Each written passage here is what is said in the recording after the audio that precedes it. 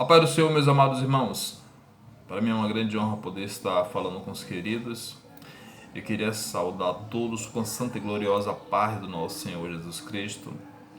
Hoje, nessa manhã de domingo, todos nós gostaríamos muito de poder estar na igreja, de poder estar falando a palavra de Deus, esclarecendo, abrindo o texto, explicando o texto, poder estar tirando dúvida dos irmãos, poder estar conversando com os irmãos e tendo esse momento de comunhão, um momento de comunhão ímpar, estarmos juntos. Hoje é o dia da ceia do Senhor e é um dia onde também nós estaremos muito alegres no Senhor. Mas eu creio que assim como o povo de Israel fez aquela ceia antes de saírem do Egito, também nós faremos a nossa ceia na nossa casa, até voltarmos realmente para a casa de Deus, que é o nosso local preferido e favorito nas nossas vidas. Eu hoje, querido, gostaria de deixar uma palavra para vocês nessa manhã. Eu gostaria de falar do amor de Deus, mas eu quero falar do amor de Deus a partir do Antigo Testamento, do livro do profeta Malaquias, o último livro do Antigo Testamento. Eu vou ler o capítulo 1, no versículo 1, 2 e 3. Eu gostaria de falar a respeito do amor de Deus, de como Deus nos ama. Amém? Então, vamos lá, a leitura do texto diz assim: sentença pronunciada pelo Senhor contra Israel por intermédio de Malaquias. Eu vos tenho amado, diz o Senhor, mas vós dizeis: em que nos tem amado? Não foi Esaú irmão de Jacó? Disse o Senhor: todavia amei a Jacó, porém aborreci a Esaú, e fiz dos seus montes uma assolação, e dei a sua herança aos chacais do deserto. Vamos a um breve momento de oração.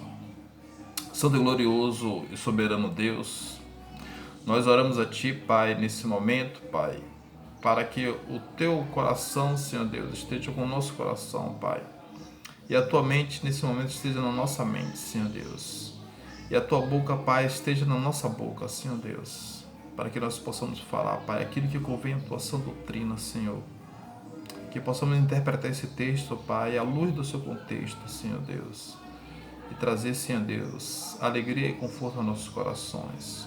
Conforto aos irmãos que estiverem passando nesse momento por tribulação, Pai, porque o Teu amor será derramado em nossos corações, por meio de Jesus Cristo que nós oramos a Ti. Amém. Queridos, eu quero falar um pouco do amor de Deus para todos nós a partir desse profeta tão importante. Foi o último profeta do Antigo Testamento, o último profeta que escreveu a respeito da profecia de Deus. E já é interessante que no primeiro versículo do capítulo 1 está aqui que Deus ele pronuncia uma sentença contra Israel, né? A palavra sentença aqui no hebraico quer dizer peso. Então era um peso essa sentença de Deus para Israel. E o que quer dizer esse peso dessa sentença, né? O que é essa sentença? E essa sentença começa Deus mostrando que ama eles. Então essa era a sentença de Deus para ele. Ele diz aqui, ó: sentença pronunciada pelo Senhor contra Israel por intermédio de Malaquias. E a sentença começa: eu vos tenho amado, diz o Senhor, mas vós dizeis: em que nos tem amado?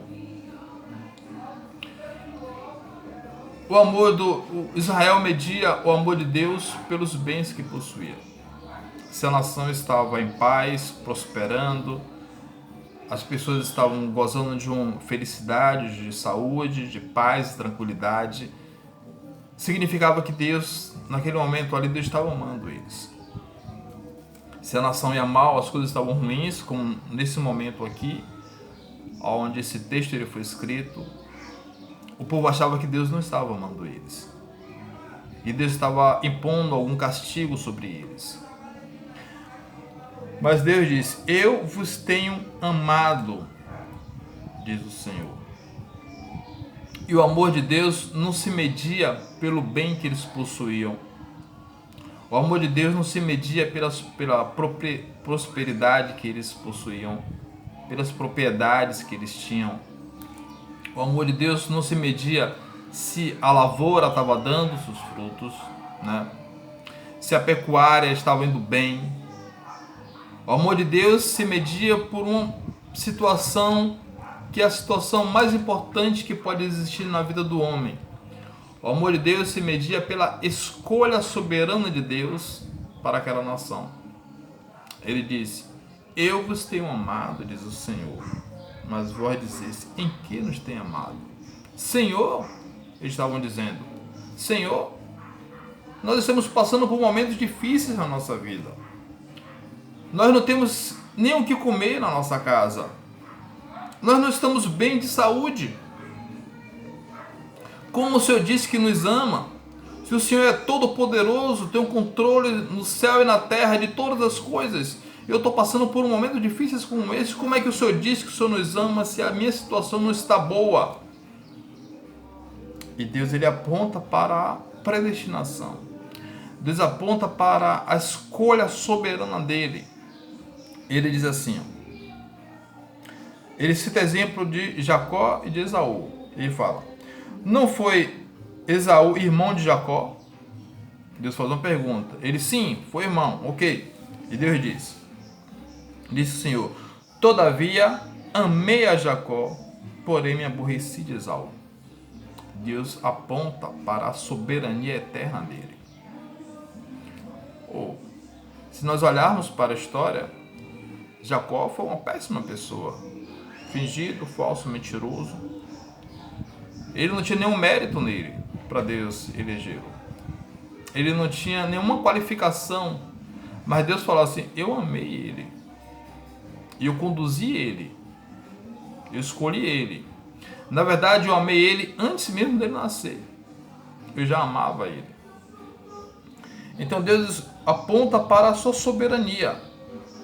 E ele fala do aborrecimento a Esaú, que ele diz que ele fez dos seus montes uma assolação e deu a sua herança aos chacais do deserto. Aqui fala da destruição de Edom. Edom era o povo que vinha da descendência de Esaú, irmão de Jacó. Queridos, a maneira que Deus nos ama não é pelo bem que nós possuímos. Que isso fique muito claro para todos nós. A forma pela qual Deus nos ama é que Ele nos escolheu antes da fundação do mundo. É que Ele tem um plano de salvação para cada um de nós. Esse é o fruto principal do amor de Deus em nossas vidas. É a salvação naquele grande dia. Israel aqui nesse momento estava passando por um período difícil. E as pessoas na época aqui do povo de Israel estavam olhando para eles e criticando eles. E o povo de Israel estava falando assim: poxa, o que tem adiantado eu andar nos caminhos do Senhor? O que tem adiantado eu guardar os seus estatutos? Porque aqueles povos que não guardam o estatuto de Deus, eles são felizes. Eles se dão bem. Eles estão prosperando, eles estão indo avante. E o Salmo 37 deixa claro, Deus, ele está escrito exatamente para que Deus mostre ao povo assim, ó: não inveje a prosperidade dos ímpios. Não inveje. Porque eles serão um dia consumidos. É o que Deus está falando aqui a respeito do povo de Esaú. Eu amei a Jacó e vou salvá-lo. Eu me aborreci de Esaú e eles serão condenados. Observe como Deus ele trabalha isso no capítulo 3.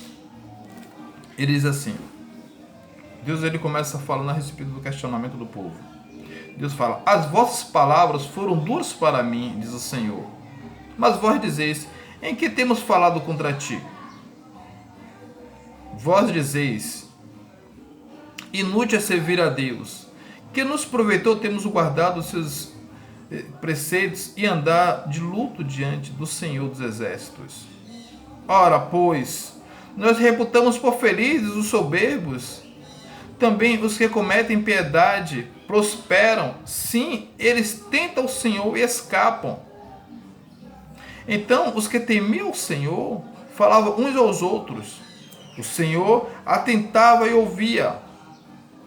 Havia um memorial escrito diante dele para os que temem ao Senhor e para os que se lembram do seu nome. Ou seja, as pessoas que temem ao Senhor, elas vão guardando diante de Deus o memorial.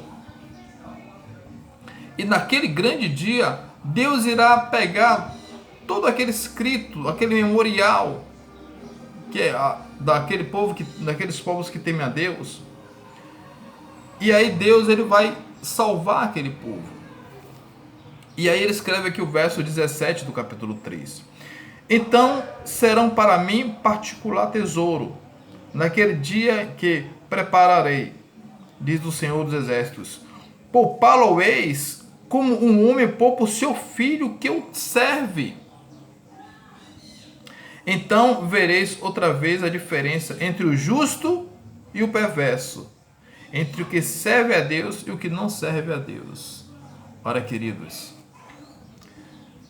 a nossa salvação em Deus é a coisa mais gloriosa para a gente.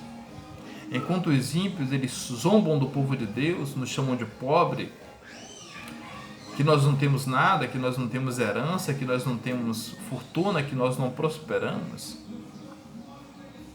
nós olhamos para cada um deles e apontamos a cruz de Cristo. Porque é lá na cruz de Cristo que define o amor de Deus por nós.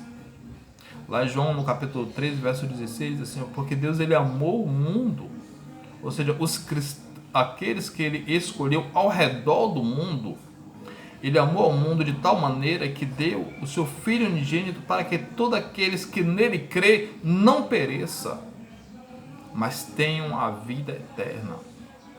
Então o amor de Deus está nisto, em que nós tenhamos a vida eterna. Amém? Guarde essa palavra no seu coração. Quando as coisas estiverem ruins para você, talvez você esteja passando por dificuldades na sua vida, talvez você esteja passando por momentos ruins na sua vida, talvez não tenha o que comer na sua casa, talvez não tenha o que beber. Não olhe para Deus e condene Deus, ocupe Deus por isso, como fez o povo de Israel. Olhe para Deus e fale assim, Senhor Deus, isso aqui não é nada, porque eu sei que o Senhor me ama, porque o Senhor deu o seu Filho para morrer na cruz por mim, e naquele grande dia eu verei derramado teu amor por mim.